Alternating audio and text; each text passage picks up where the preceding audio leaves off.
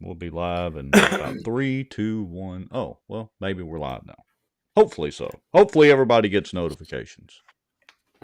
Well, yeah, I don't know. Here we are again. I don't even know where the last time. How long ago was it? 3 weeks, a month?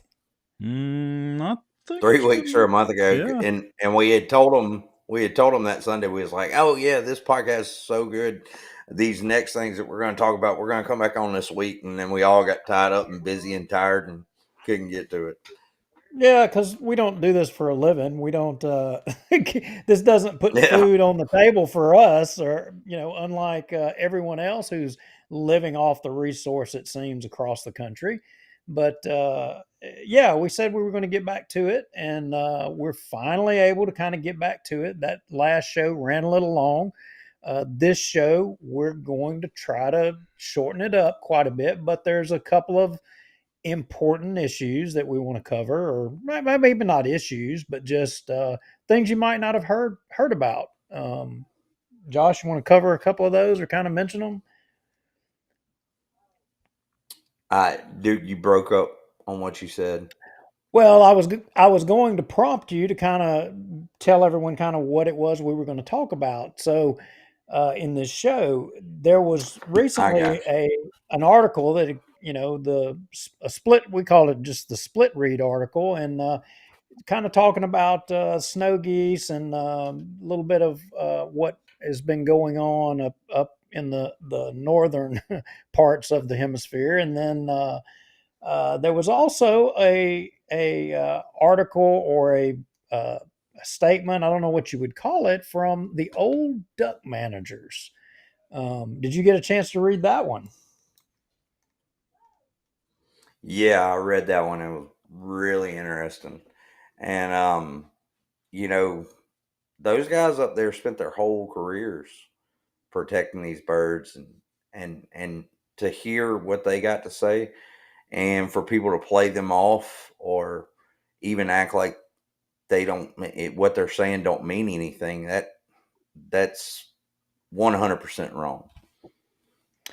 Yeah, and then we're going to talk about this stellar teal season, and we're we're we're going to talk about numbers. Those lies and deceitful numbers that we put out there. That a lot of other people, they don't want to share these numbers out here. They don't want you to know these numbers. But hey, I I don't have a duck logo on my shirt 24/7, so we're going to put it out there. Um, so We're going to Rex, talk about pintails too, huh? oh yeah, yeah, yeah. Don't Why forget not about pintails? them. Why not pintails? And we will take a little bit of a walk down memory lane. So for a few of you that are watching the show, and some of you that'll be watching later, escape from mediocrity.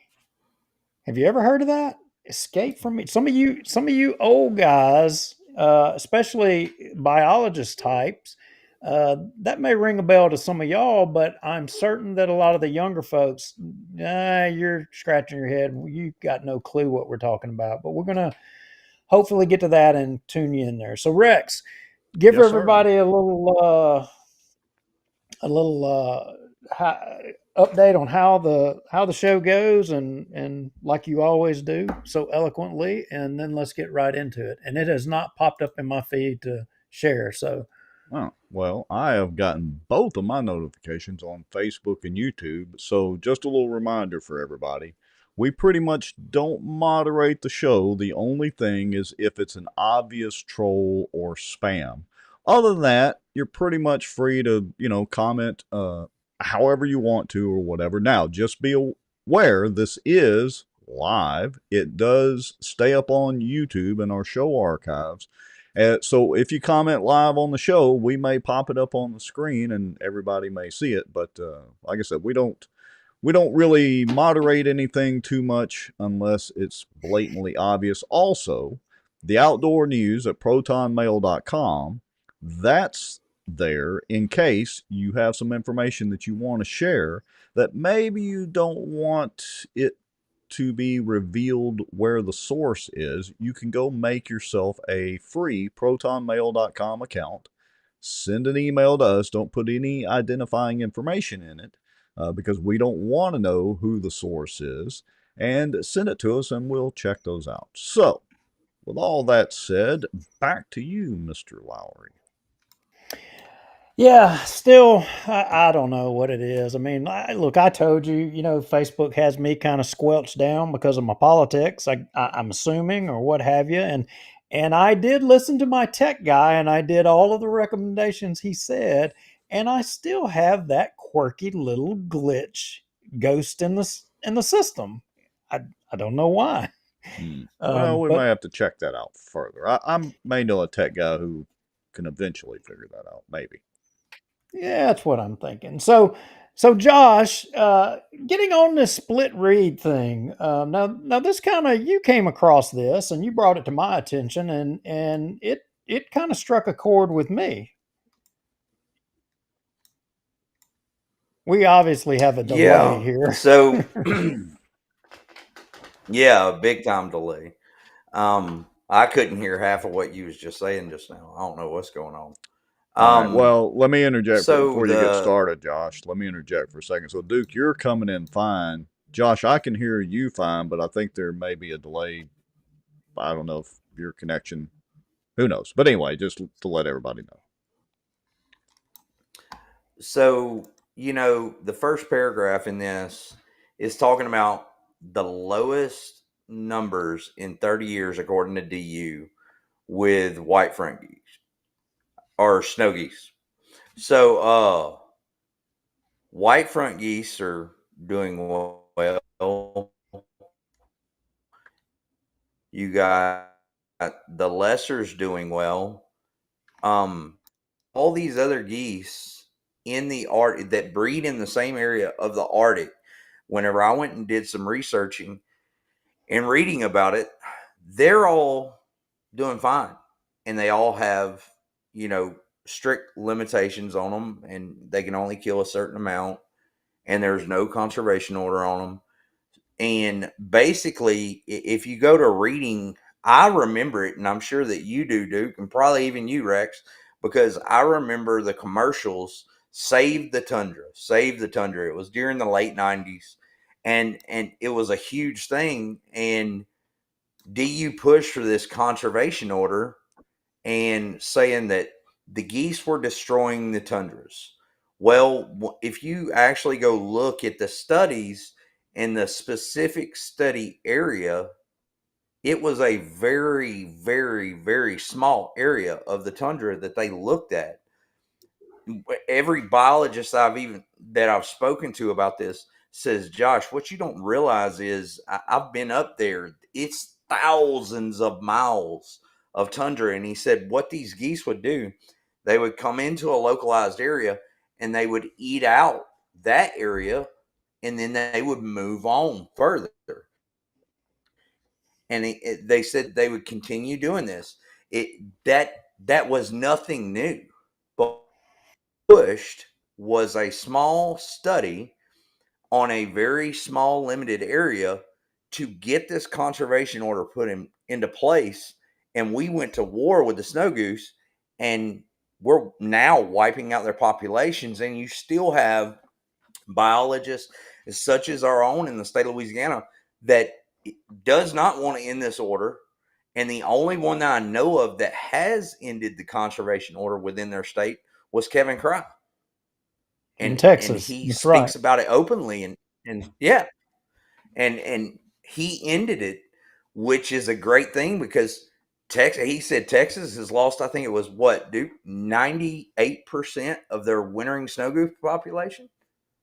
Well, And I want to stop you and kind of hold up right there because I remember exactly what you're talking about. I mean, it was back during a time where I took everything that waterfowl management said as being, basically the Bible since we're on a Sunday, and I didn't question anything or what have you. I mean, the exactly what you said. The snow geese are destroying the habitat up there, and if we don't reduce the numbers, we're going to even lose the ducks.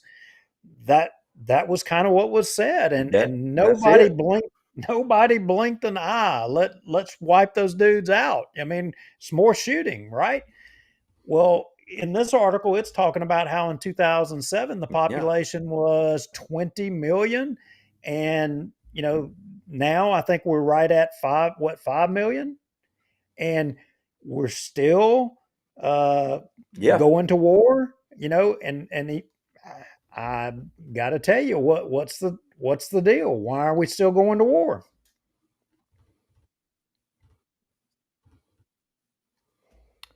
Yeah. Do, I don't do. understand it. And the the biggest thing is if you it's so crazy. The ones that are towing that company line, and you know exactly what I'm talking about, dude. Whenever I say that company line, because you know who pushed this agenda to go to war with the snow goose. I mean, so the ones that are towing that line is all for it, even though there is such a drastic decline, not only in the breeding grounds, but in the wintering grounds in their own states.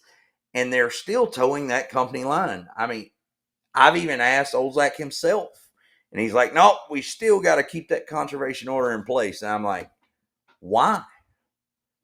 It's Yeah, stupid." yeah. So if the what was initially told to us, that this was going to be so devastating and risk losing everything, I mean, and now we're learning that it was just a small area that this has just been affected. I mean, it seems like that's a pretty important detail that was left out at one point in the discussion, and I take issue with that. I take issue that I was led to believe one thing, and as it turns out, it's something else.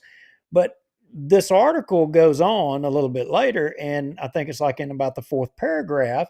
And of course, it's got to throw in climate change. I mean, what would, Hang on, Duke. Hang on. what would any Trump good destroyed climate change this week. Oh no, but me and you are liberal Democrats and all. I mean, we're the ones not buying into this climate change thing, but the people who disagree with us are the ones that say that, it's climate change is the problem with everything. But uh, interestingly, they throw in a save face clause in this article, and what do they say? They say that the it could be that the population is declining because of avian influenza or disease or something of that nature. That could be the cause. Well, I mean, it's not from them piling up all along the Gulf Coast in Louisiana or Texas in their ancestral wintering grounds. I mean, if that's the case, where could they all be contracting that? Do, do, do, Well, do, according to do. the news articles, numerous ones that we've read, um, it's in Missouri and northern Illinois, and they had some out of Tennessee. There's large. Remember that one that we read just in January, Duke? It was talking about the large numbers of ducks and snow geese that were found dead due to avian diseases, and it was on a refuge in Missouri just in January. I mean, I don't know. They drive me nuts with this, acting like concentrating them is not a problem, and they're not concentrating them yet. Everything leads us to that. Surveys, you name it, lead us to that conclusion. So hunter harvest has no effect. So either we're to believe that the conservation order is irrelevant, it has no effect, or we're to believe that it's a result of climate change, or we're to believe that the sudden reduction is due to disease for some unknown reason. It's kind of like it's all over the place, but yet we still have the conservation order. Modern waterfowl management is not wanting to pull the reins back on killing these things, and the thing is correct me if I'm wrong, Josh, but up there where they are counting these birds and studying these birds, they're having to move like a long way away from where they historically have always studied these birds to a new place because there's no birds to study there. Isn't that right?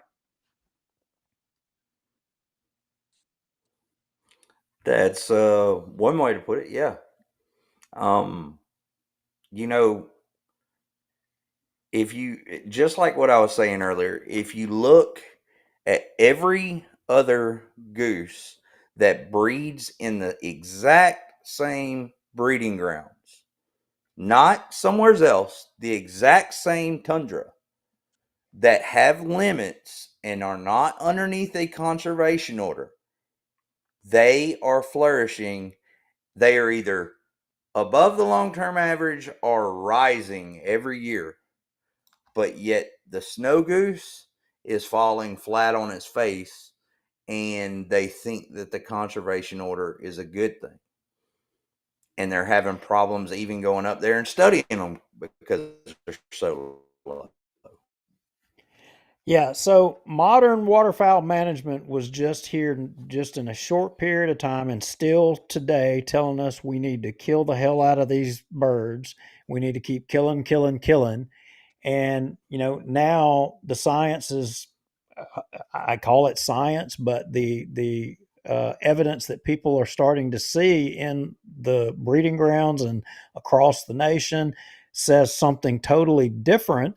And this article concludes with the guy saying Wegman or whatever I guess is the biologist involved in this thing or whatever. He says he holds out hope that the populations can bounce back quickly given the right conditions because they've been able to expand so rapidly in the past.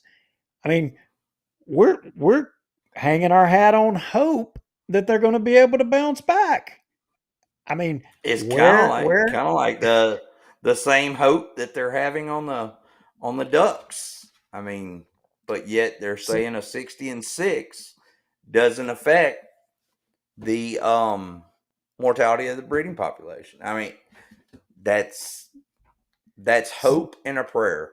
And I am all about prayer now. I'm all about hope, but that don't make no sense whenever you're looking at it from a biological standpoint.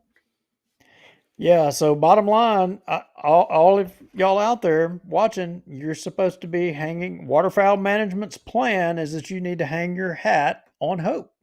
That's where we're at now. So, oh god. So the old managers. Describe this group of old managers again, Josh.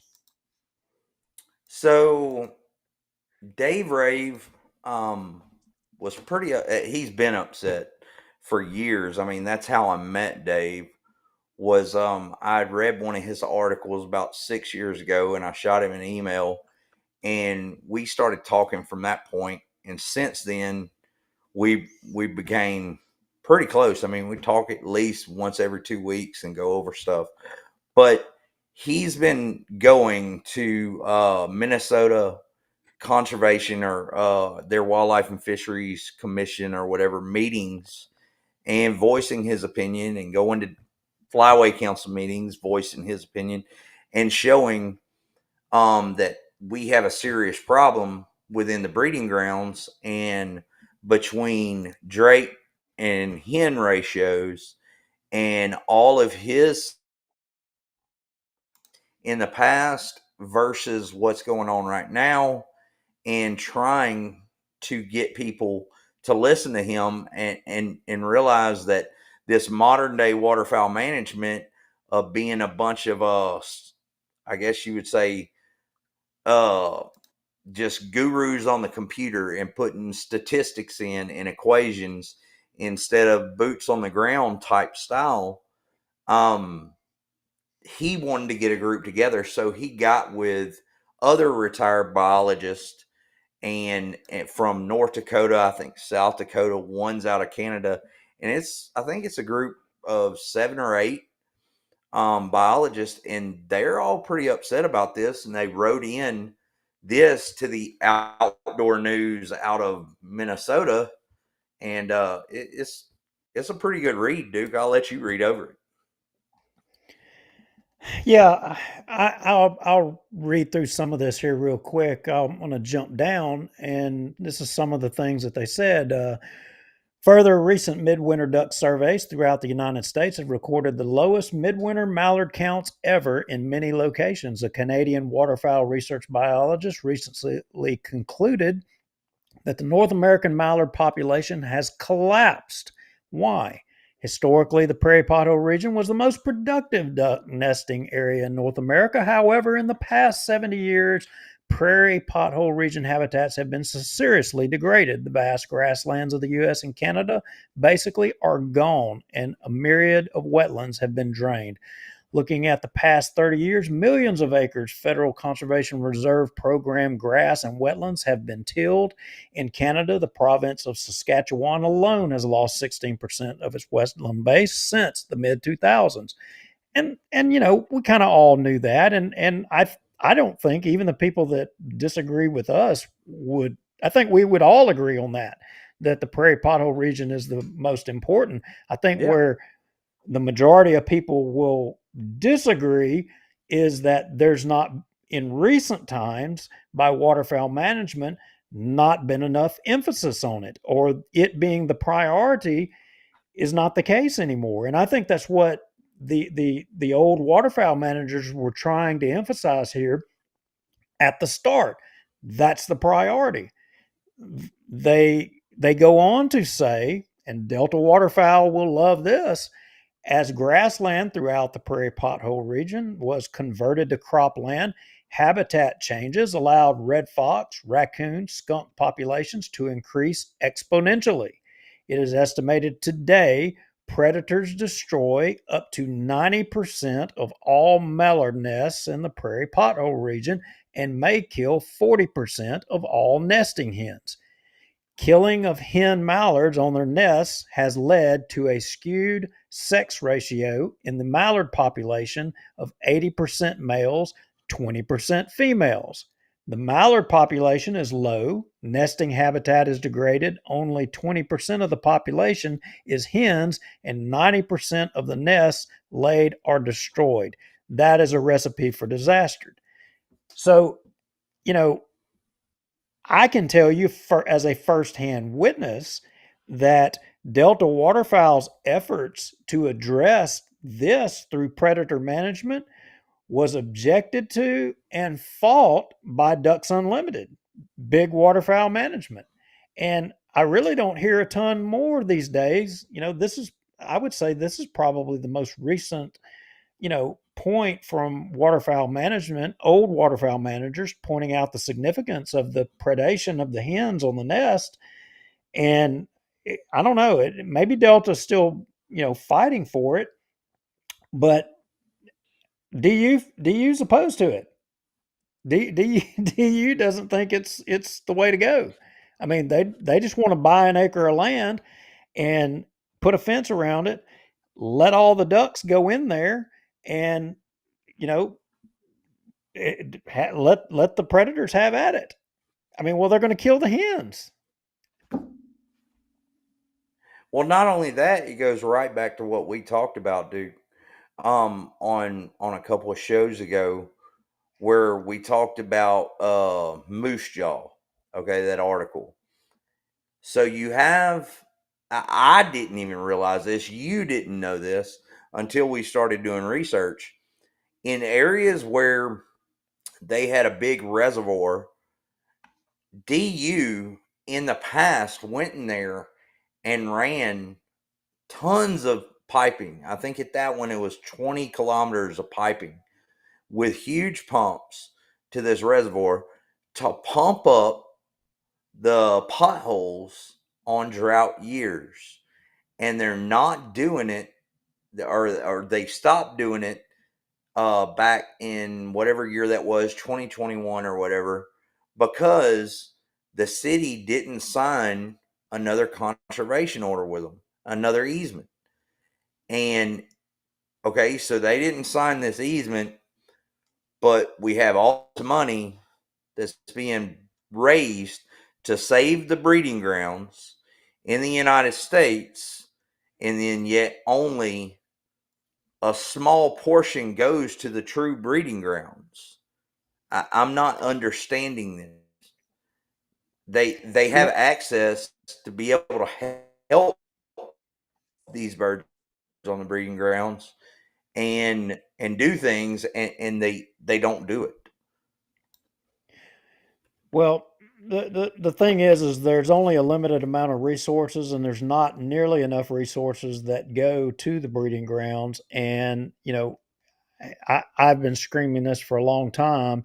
I mean, and you can go to, uh, I'm just going to say it. You can go to DU's website and look at what they contribute in every state in the nation. I mean, that they're they're spending a lot of money across, or at least they're claiming to spend a lot of money in every one of these states. Well, not every state is breeding grounds. And but let's get back to this article. They go on to say, and this is another point that folks are hearing endlessly, that harvest doesn't matter, harvest has no impact, or it's irrelevant. They say, although it is often stated that hunting has no effects on breeding mallards populations, we disagree. Banding data show that approximately 15% of all adult hen mallards and 20% of all juvenile hens alive in the fall are killed by hunters. Adult and juvenile hens in the fall are all the hens that will be available to nest the following spring. When these hens are killed, particularly when mallard populations are low, it it likely removes hens from the following year's nesting population. To that point, I just want to say something. What happened to the days of not shooting hens? What happened to it? I don't see that conservation organizations promote that anymore. But when I was coming up, that was a big thing. We made a point not to shoot the hens, and besides the fact you were limited on the number of hens that you could have in a bag. But that's gone. Now you've got new generations of waterfowl hunters that it doesn't they I don't think they even understand it or know why it's important to kind of let a hen go. I think they clearly only care about getting that picture of the big wad of ducks, and there's no conservation in it anymore. It's not about protecting the You're resource. right. It's modern day market hunting. They want that picture, and we've showed pictures on this show that you would think if you put them in black and white and just blurred out what style of vehicle it is in the picture, you would think it was from back during the market hunting days. But one thing that Dave Rave said, and I read a writing that Johnny Lynch did, and I think I shared it with you, Duke. It was Escape from Mediocrity. Mediocrity. Okay. And and and he says within that writing, he's talking about the breeding grounds, and he talks about he was the founder basically of AHM. His ideas within that article led to the adaptive harvest management plan. And now Dave Rave told me something that I'll never forget. He says, how can you have an adaptive harvest management plan that does not adapt? And that is 100% true, Duke. It doesn't adapt. This teal season going to 9 days is the first time we've seen it really adapt, other than dropping the scalp number. Yeah, and the old biologists here, the old guys that wrote this article here, they go on to talk about the risk of concentrating the birds, and increasing the potential for avian influenza, and there's other diseases as well. And talk about the length of time, that how much these birds are hunted and how much pressure are being put on them, and that you are ultimately having, if you got these seasons going into January. And I think what they were trying to suggest here is that you've got them paired up, and you go busting up, a pair that's already paired up. I mean, they're going to have a delayed time getting a nest because they got to kind of go back through that thing of pairing up again. And, I don't know. I think they're on the mark on this without a doubt, and I think folks should read it. And we'll share a link to the whole article in the show notes. I think they're on the mark 100%, dude. Like, it's sad that no one. I mean, these other organizations, they've been told about all this same stuff and have ignored it for years. Yeah. So that was the old managers thing, and we were going to talk a little bit about pintails. I'll let you take the lead on talking about the pintails. So I understand California has been trying to get 3 pintails forever. I understand why they want to do it, why they should be able to do it. They're west of the Rockies. They're on their own AHM. They raise their own birds. You name it. Okay. California's got a handle on their pintails. All right. But whenever you look at the overall pintail population, it's roughly 2.2 million pintails. All right. 60% of that automatically, right off the top, goes west of the Rockies. Automatic. So then you have 40%, I think it is, left over. It's 55 or 60% goes west of the Rockies. All right. Roughly, Mississippi Flyway, according to the math, gets 20% of that population. All right. So that's roughly 400,000 pintails coming down the Mississippi Flyway. Now, do you know how many duck hunters there is in the Mississippi Flyway, dude? Not anymore. I don't have a clue. I know how many you know, less right? there are in Louisiana. 100%. But there's 375,000 waterfowl hunters in the Mississippi Flyway. So I had told a biologist the same thing. I said, listen, man, I said, I can understand Pacific Flyway getting 3 pintails, 100%. But for them to even offer it was stupid for Central Mississippi and Atlantic. And for y'all to even accept it was even stupider. I don't know how else to say it. 375,000 hunters, and we got 400,000 pintails coming down the Mississippi Flyway. Killing one was not allowing them to sustain their population. They've steadily been on a decline, and they think that they might have found another body of pintails somewhere in the breeding grounds. So we're going to offer 3. What's going to happen if every hunter has a good day? Yeah. Well, a good day with just pintails, but I'm not too worried about that for Louisiana. I don't have any fear about us having that problem in Louisiana at all. Well, Duke, I got to say one thing. I don't think waterfowl management is worried about it either because they know Louisiana's out of the equation. But I have to say this because Nate told me this, and I never thought about this. So that refuge down at the bottom of the Mississippi, it does still have a body of a group of pintails that goes there every year, and no one really goes and hunts them because that's the only thing that's really hanging around in that area. And it's so hard because you got to either take a big boat to cross the Mississippi, and it's kind of dangerous to get to this place that they're hunting. You got to bring P-Rose with you, or you got to take a duck boat and bring P-Rose with you.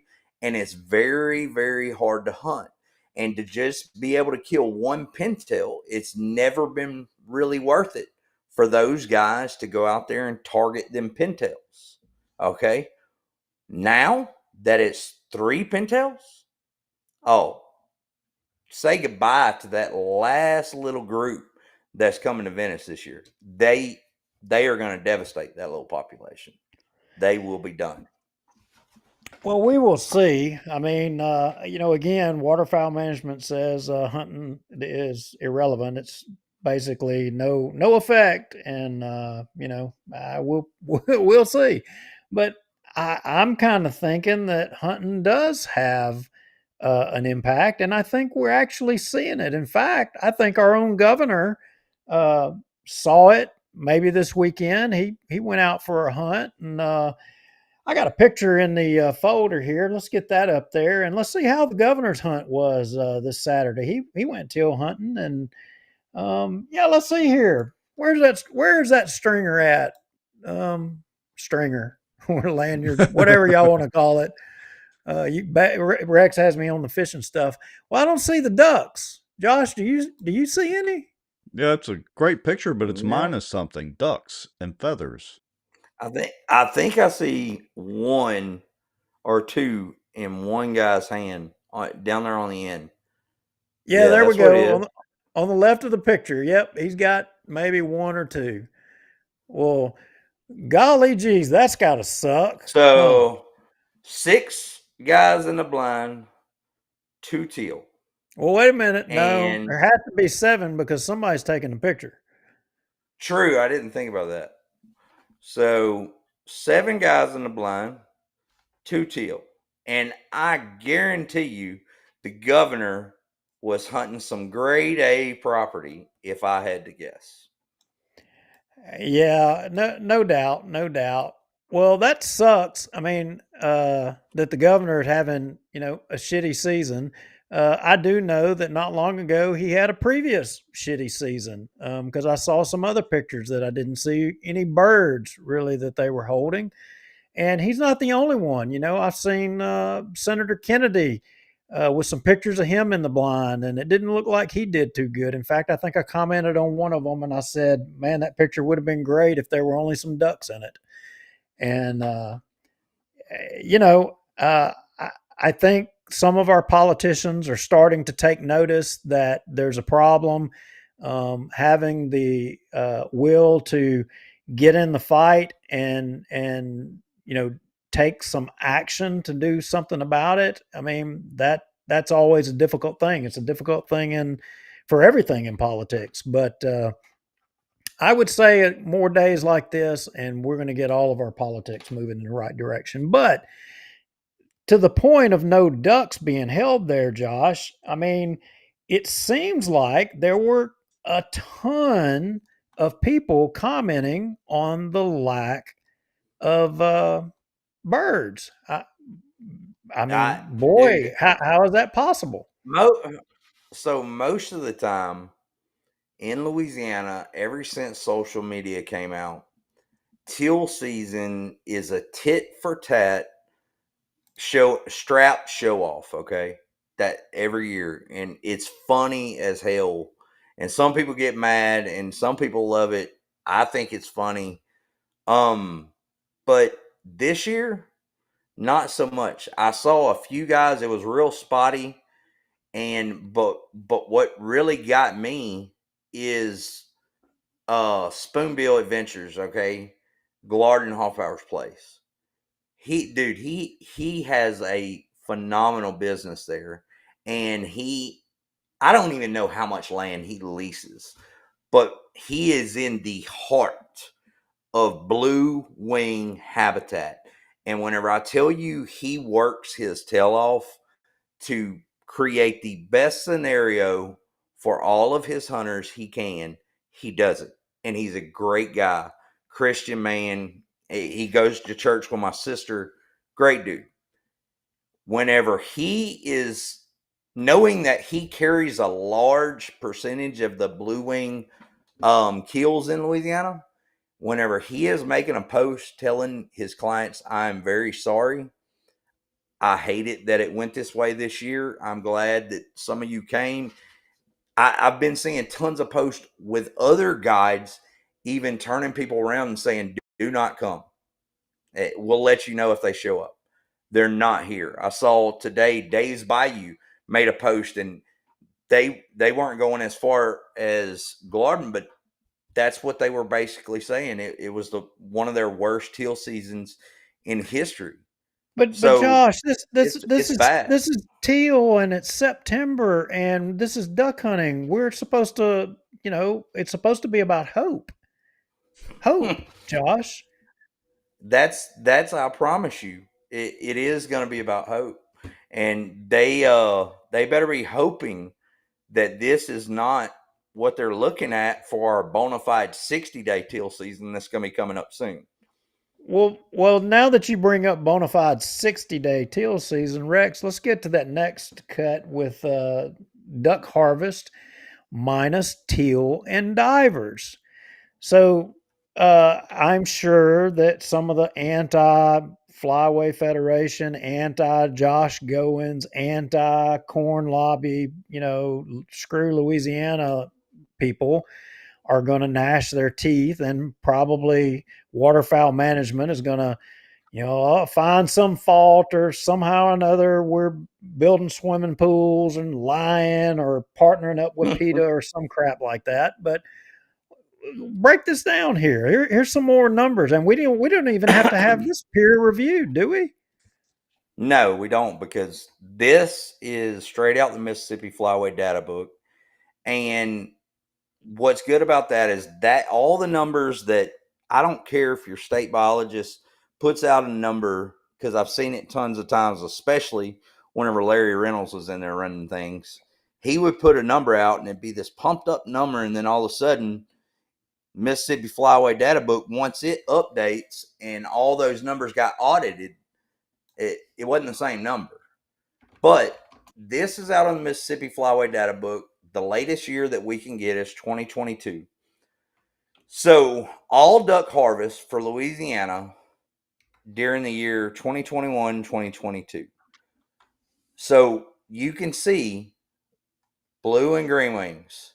You pull them out of the harvest, okay, out of that number.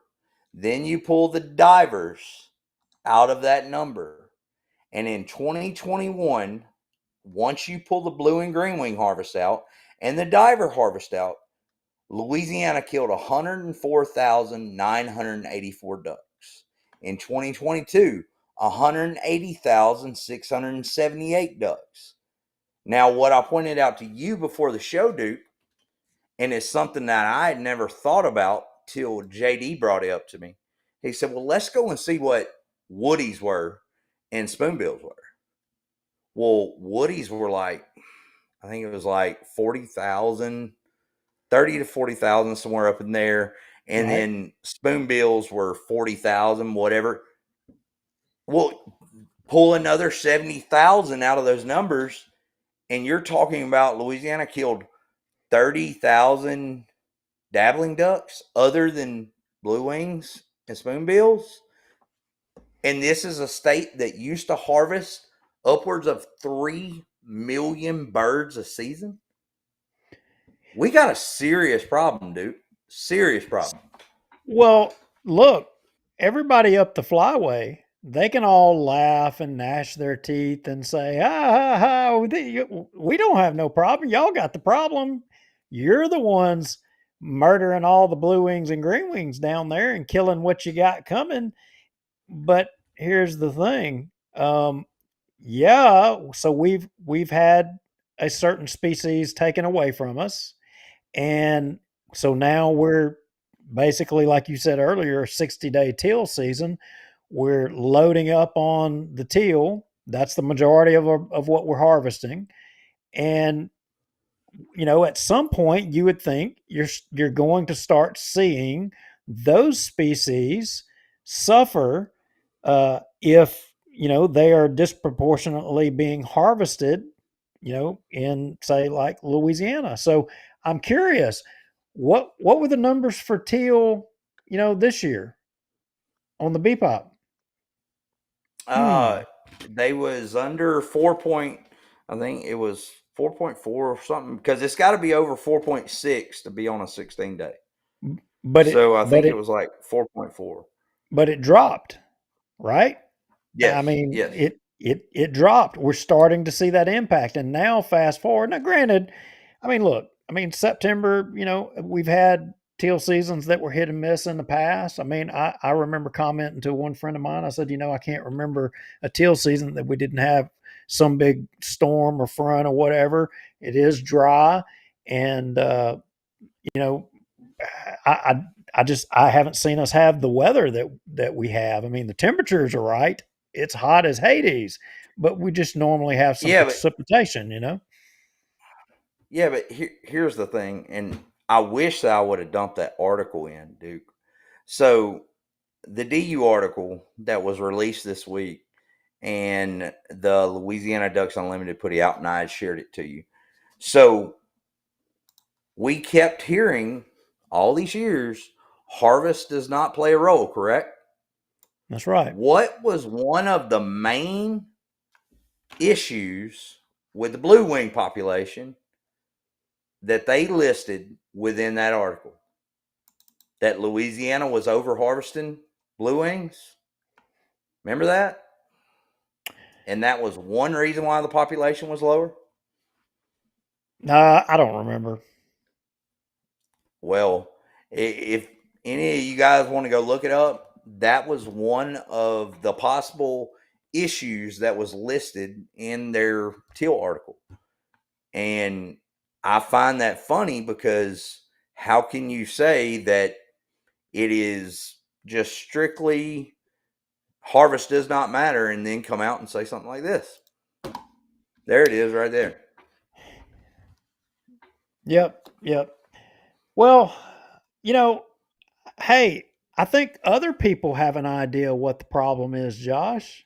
In fact, I mean, we can sit here and speculate and we can just say, well, you know what, it's climate change. I mean, it's just it's hotter than it ever is in Louisiana. I mean, good grief. I mean, it's like akin to Chernobyl down here, and people I, people tell us, well, it's climate change, and y'all are just a little hotter than what you normally.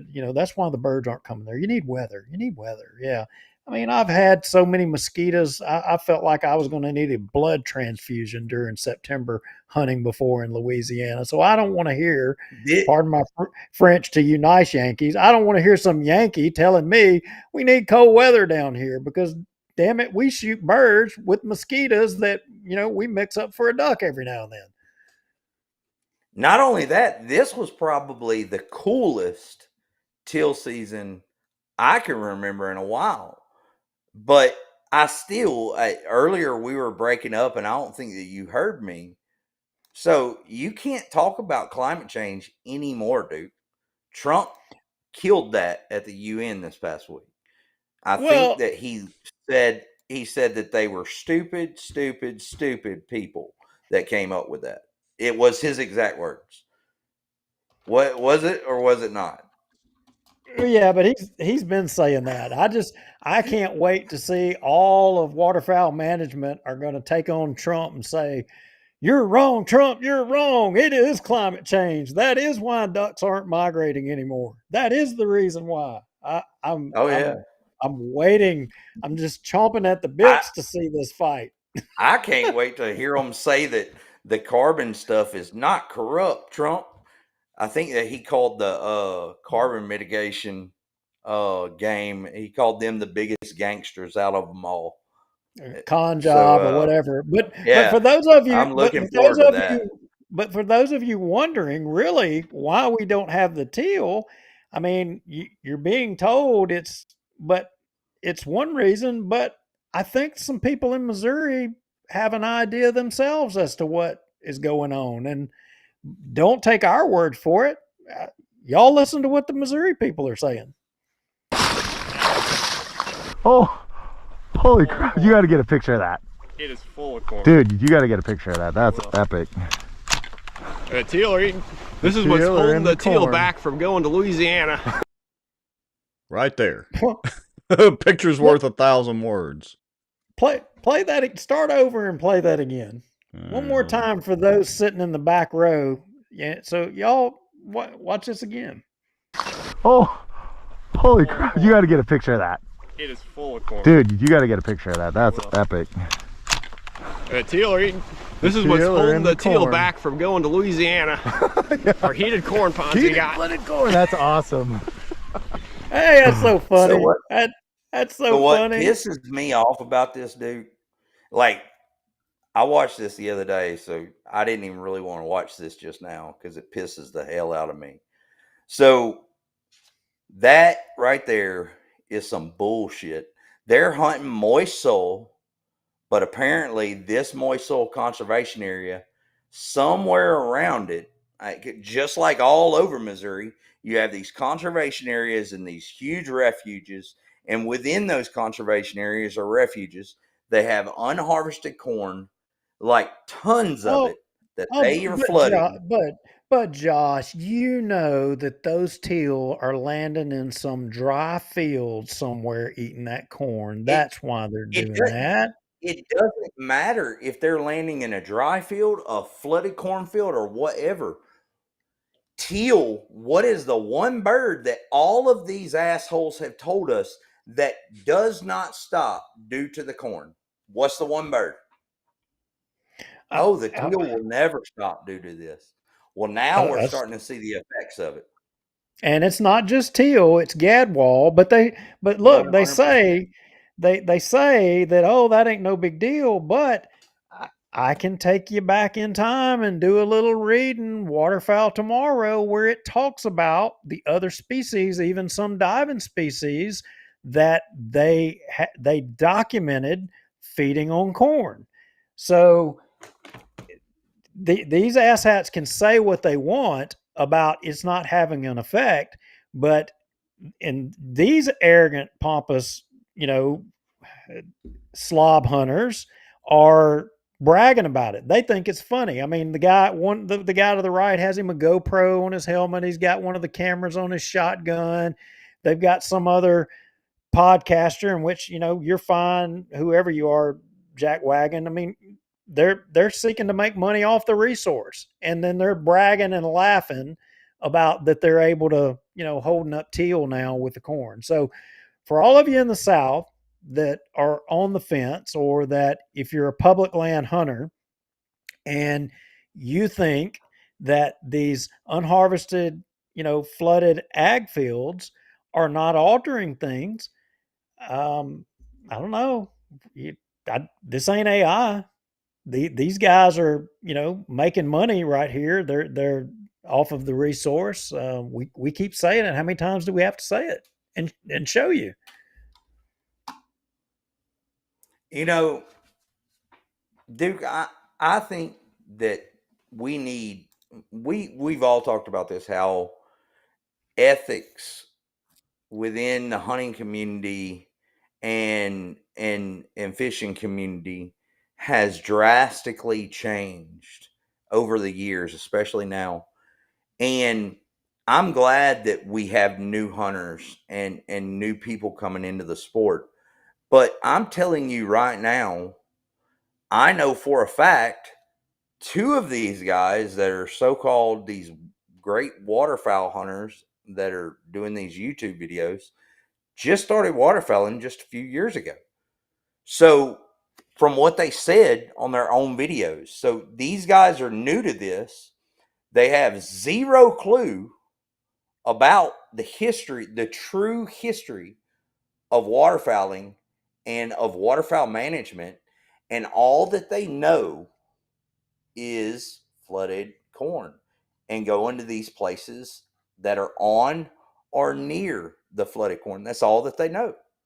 So we have a ethical problem within the hunting community, and for him to say some shit like that pisses me off. And if you're a Louisiana duck hunter and you're not pissed off at that, then something's wrong. You need to just hang your waders up. Don't go back. Yeah, no doubt about it. And Josh, you ever heard of Waldo McAtee? I mean, some of the old waterfowl managers, some of the old biologists, not the new modern day woke waterfowl management, but the old waterfowl management. they probably know Waldo McAtee. Waldo McAtee, was a biologist. He was a kind of a specialist type guy, and he was had a hankering. He was kind of the old fashioned naturalist, I guess you could say. And he was always quoted as saying, he would quote Thoreau, and he would say, "What everybody echoes or in silence passes as true today may turn out to be falsehood tomorrow, mere smoke of opinion." And he's in Flyways, he's talked about a lot in there. And he was described as being the dean of biological surveys and the studies on food habits, of migratory birds and stuff like that. And you know, I can't wrap my head around how modern waterfowl management today, you push them on unharvested corn, they say, "Oh, there's no such thing as short stopping. Oh, it's climate change, it's habitat loss, or it's this, or it's that." But there's no huge or giant or comprehensive study on ask them how many acres of unharvested flooded ag to attract migratory waterfowl to kill them there is. They can't tell you. We don't know. Well, No, bull. what? They What? can tell you. They have Well, tons that's of that's data. right. They can Tons. tell you, but they haven't done the work. Why have they not done the work? They haven't done the work because they would have to acknowledge that they haven't done their job, and they would have to acknowledge to every public land waterfowl hunter that they turned their back on them. That's why they haven't done it. So for all of you wondering where the majority of your waterfowl are, especially if you're public land hunters, it's called the Golden Triangle, and there's a 75-mile stretch, is it not, Josh? A seven? Do you think That's 70? one of them. Do you think 75-mile stretch of unharvested flooded ag could hold the Mississippi Flyway migration? Well, whenever you think about it, 1 acre of unharvested flooded corn can support 25,000 ducks per day. So, do you know how many acres of unharvested corn they need to support them for 60 days, Duke? We did that math, and I can't remember the numbers. Maybe you got it ready. Little over 20,000. Okay. Do you know how many acres falls within 75 miles, and that's just one area? That's a lot. I mean, a lot. And that's totally separate from what is over there in the northwestern part of the state and the western central part of the state. And then you start adding up the areas. I mean, hell, there's some areas in northeast Texas that now are concentrating probably the majority of the birds that used to go to the East Texas coast. And then you look at areas, it just follow the telemetry data, and it's going to lead you to those specific points.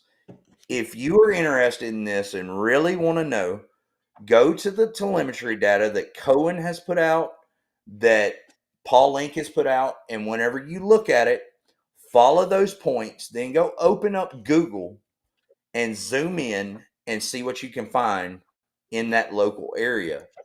And then go from where that bird is there to the next location, and then zoom in on that and follow those locations. And you're going to see one thing in common, and that is going to be massive, massive refuges with unharvested crops, flooded crops, and you're going to see duck clubs all the way around them.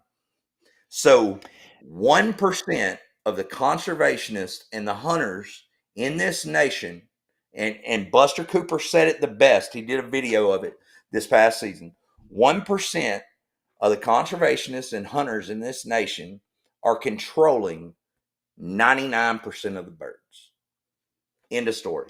Yeah, I think that's right. And to go ahead and wrap this, kind of get this show wrapped up. Rex escaped from mediocrity. The late Johnny Lynch, who was a famed waterfowl biologist, he came to Louisiana. He died in Louisiana. Um, a lot of people say he didn't get the respect that he deserved, but one of the things he wrote, he wasn't one of these, modern day science guys. That wasn't the way he was, but he wrote a pretty amazing piece, and this here includes that, and it also talks a little bit about Johnny Lynch. And on the first page, I'm going to read a few parts of it, Josh, and cut me off when you want. So, talking about Johnny Lynch, he died in 1983. They gave a brief description in this article about him and his contributions to waterfowl management.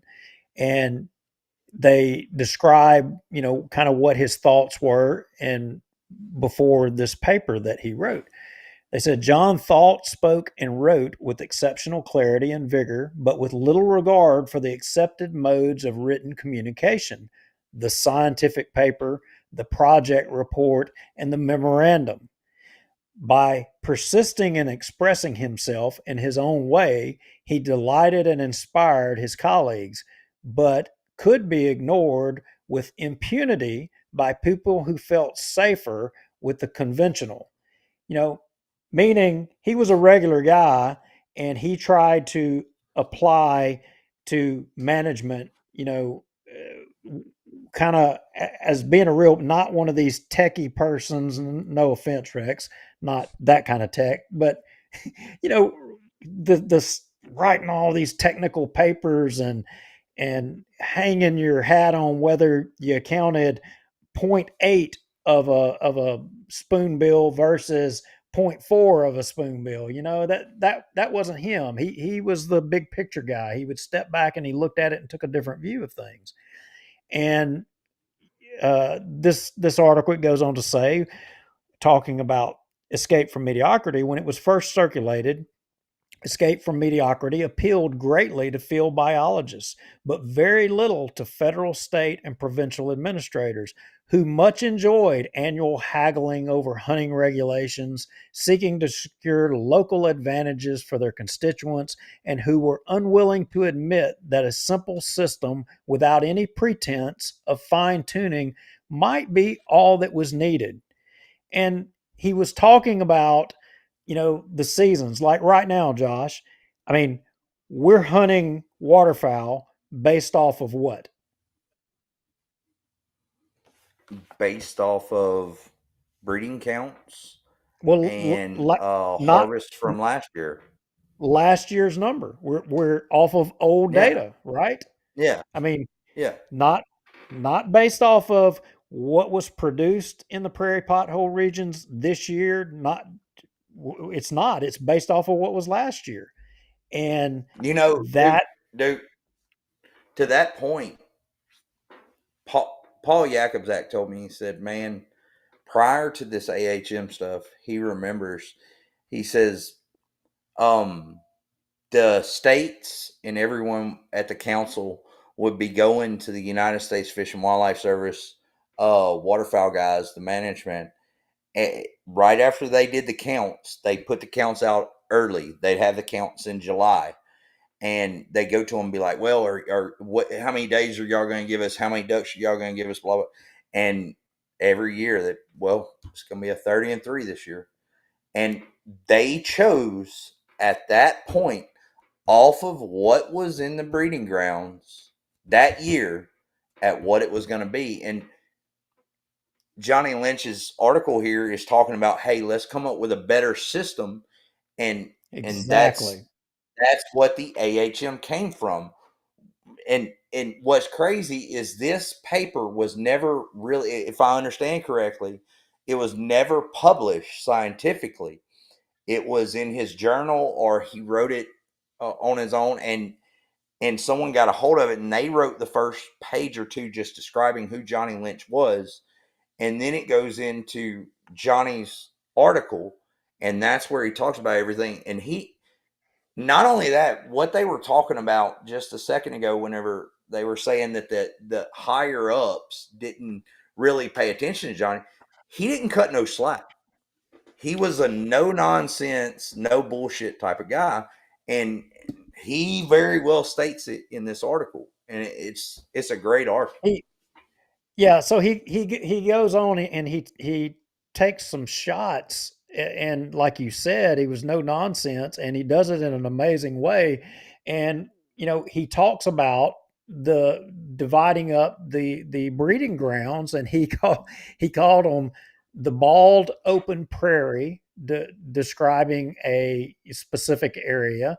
He the big crow factory, which was another area, Yeah. and the BFF, the big fish factory. He was in his way proposing that we divide the three areas up in this way. But the second, uh, thing that he was proposing was probably the most important. And I'm going to read what it says in here about that. It says, Lynch's second massive simplification identifies three levels of duck production: the super crop, the ordinary crop, and the no crop at all, which he relates principally to water conditions in the prairies and parklands in the spring and early summer. It is the simplicity of this conception that is its main strength, both heuristically and in its implications for regulation setting.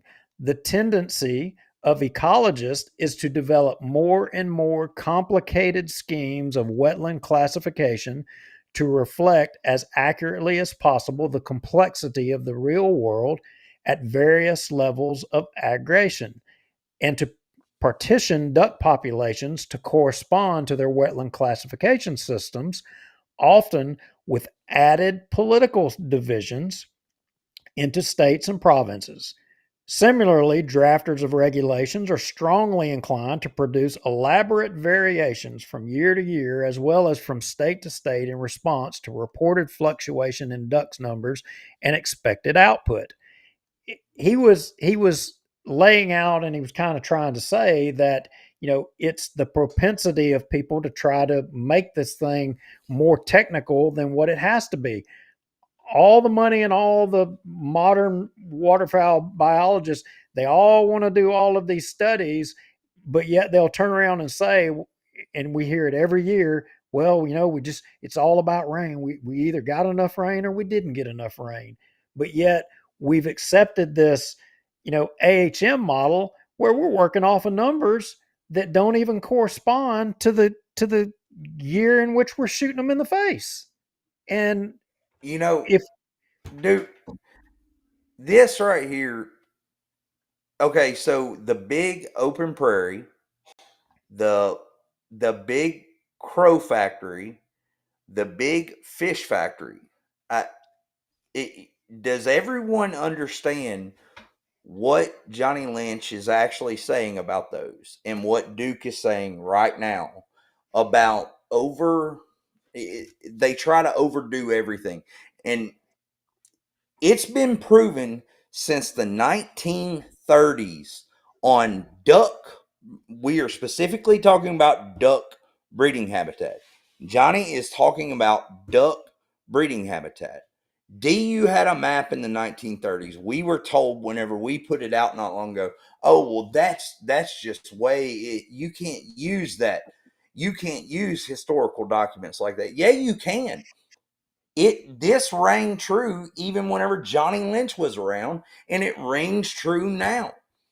The biggest part of the breeding grounds that needs conservation work, that produces ducks, could have already been bought by the United States.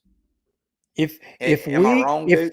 No, you're not. If we had this simple plan that Johnny Lynch says right here, super crop, ordinary crop, no crop at all, and had seasons that, it's basically like that. If we have a super crop season, we got this season. If it's an ordinary crop, we get this season. If it's a no crop at all, we've got this type of season.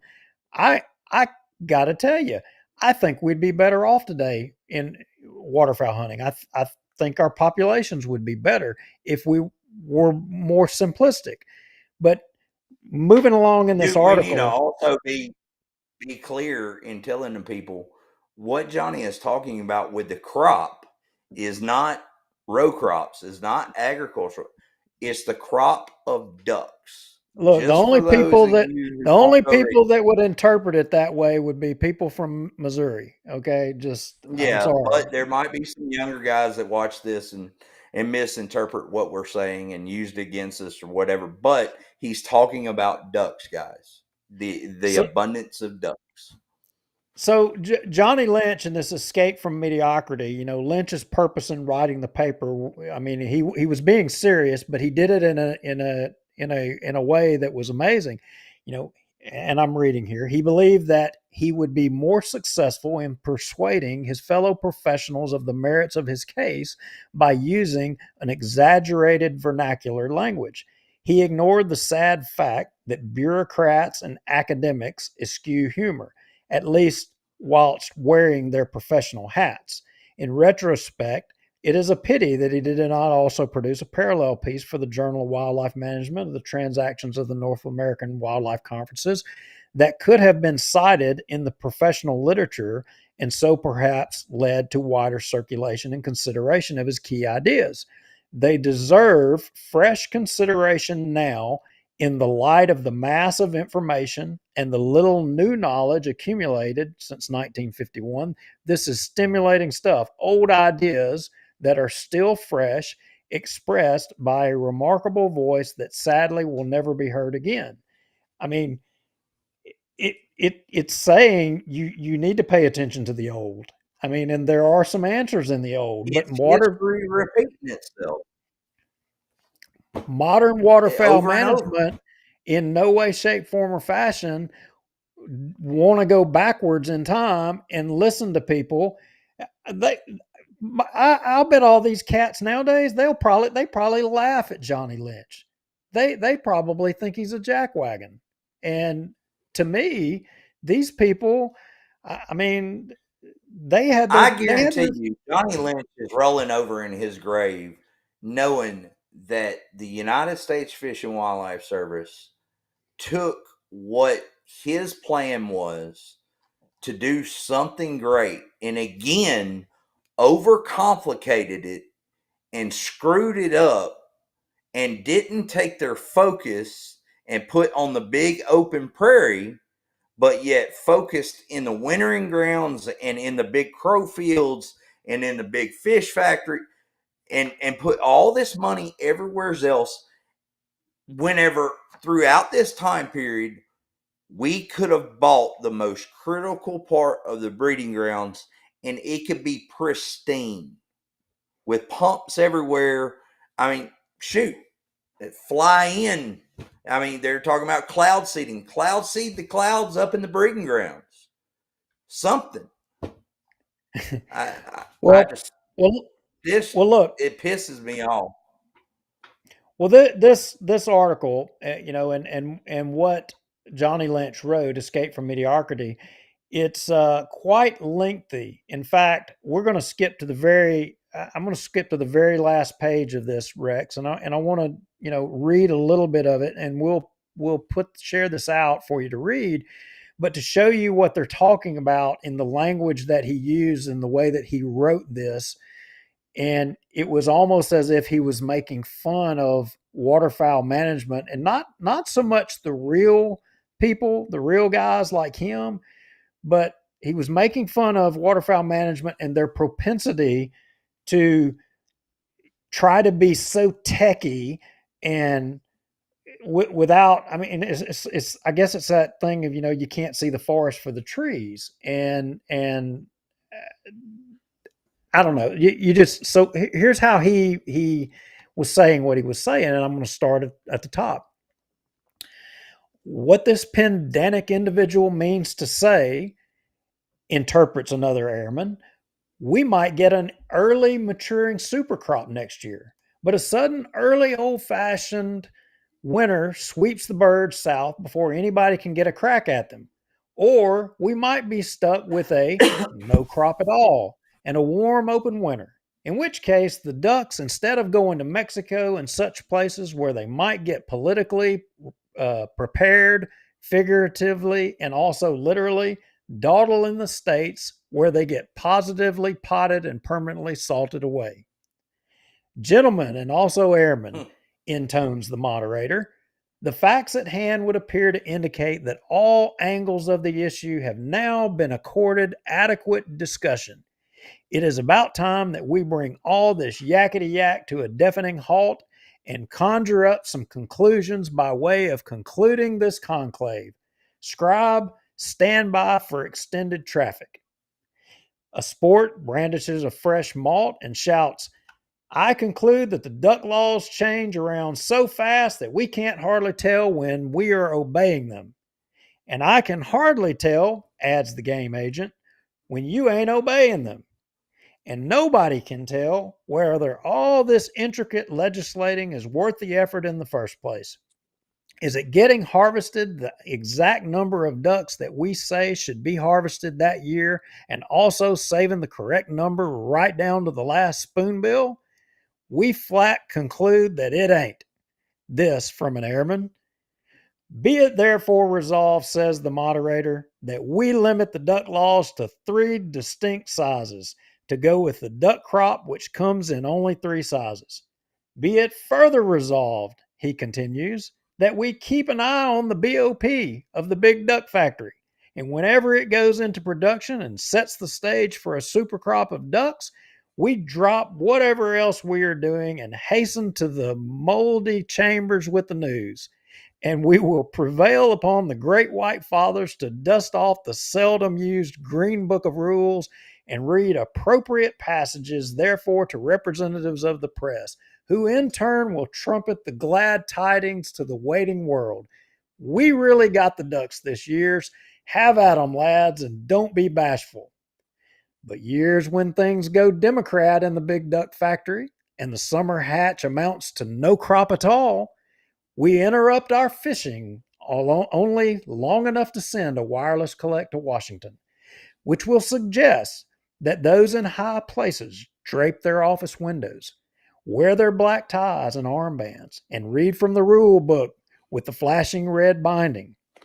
This is the book which has nothing but dismal news for the duck hunter and says you can kill a duck or two if you can find one, but we would prefer that you didn't even look. But most years, there will be no great need for us to interrupt our fishing because the BOP will be out of operation and not turning out any ducklings. And the other branches of the big duck factory, the BCF and the BFF, will be grinding out the usual very ordinary duck crop. Occasionally, this crop will be a shade better, sometimes a mite worse, but so long as it stays within the bracket of mediocrity and don't get real good or awful bad, there is no cause for wild rejoicing, nor is there occasion for panic.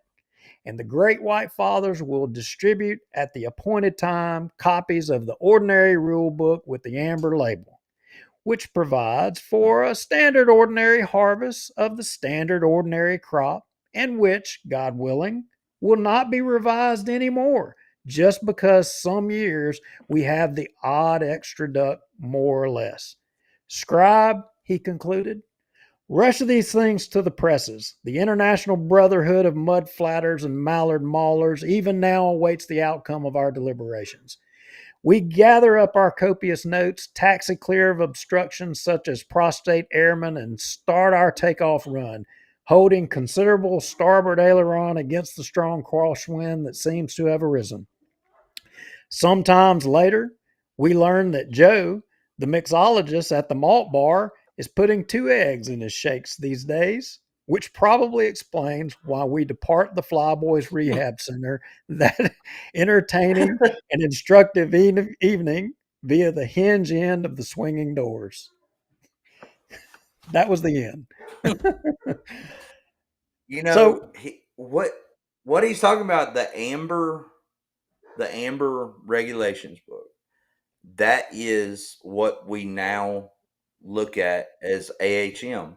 He wanted a more flatline basis to look at past numbers and to predict future numbers off of what you count that breeding season, and it all work together, and you be able to not have to argue at the Flyway Council every single year to find out what you were going to be able to hunt. And but he specifically said, hey, there could be some years that we have to revisit this, and pull out the red regulations book. But there hasn't been none of that. Hey, let's look at the red regulations book. We have had a breeding population for the past, I think, 3 years that was lower than the breeding populations of the Dust Bowl prior to Ducks Unlimited being founded to save the breeding grounds. So his exact plan worked flawlessly until people started messing with the parameters of it to keep allowing a 60-6. And honestly, my opinion is because of the commercialization of it. Wouldn't you agree, Duke? 100%. And he was making fun of the people, like that want to go have all of these damn meetings and haggle over this or that for personal reasons or political reasons and all of that freaking haggling, where it didn't have to be made that difficult, but it justified people having jobs. I mean, or not in his time, but today it's almost as if he saw where this was going. He saw what the future was, and in his way, he was describing these stupid meetings, and he was suggesting an alternative way through humor. And it obviously, I mean, modern waterfowl management was having none of it. And here we are today. We've got major problems, with the resource. It is commercialized. It's no longer a resource that's for the benefit of everyone. Public land hunters are, you don't have a stake anymore, and it has to change. I would recommend, modern waterfowl management. You need to look to the past. Johnny Lynch may have the answer here. We could be hunting this year waterfowl based off of what took place on the breeding grounds this year, not what took place the year before, what took place this year. Maybe our season should have been modified to reflect what we're actually hunting, not what we were hunting, a year or two ago. Yeah, I agree with you 100%. Well, that is all I have for tonight. I don't know. You got anything to close, Josh? No, just I would urge people, please go look at it. You don't even, if you're not from Louisiana, if you're from another state, go to the Mississippi Flyway Data Book or the Central Flyway Data Book. I would urge you, go look at these numbers, look at historical numbers, and realize we have major issues in the waterfowl hunting community and with modern day management and modern day market hunting, and know that you need to be getting in contact with your state reps, whoever you can, and you can reach out to us if you need help in finding a person to speak to within even your own state. Shoot us an email. We'll be more than happy to help you. But the voices of waterfowl hunters and the North American waterfowl have to be heard. And the only way that they get heard is by you and me. That's it. Because modern day waterfowl management is not doing it. So I would urge you to do that. And the problem is modern waterfowl management. They have a boss. That boss is who gives them dollars, and that money train is not coming from you, the majority of the public land hunters. That's not where it's coming from. So you got to find another way to have your voice heard, and that's what we're trying to do. We're trying to the people that have been left out, the people who have been left with no voice. We're trying to get a voice back and get you a seat at the table. And it's either we do that or it's going to be lost forever to the public hunter. Agreed. Amen Anyway, to that. Enjoyed it, guys.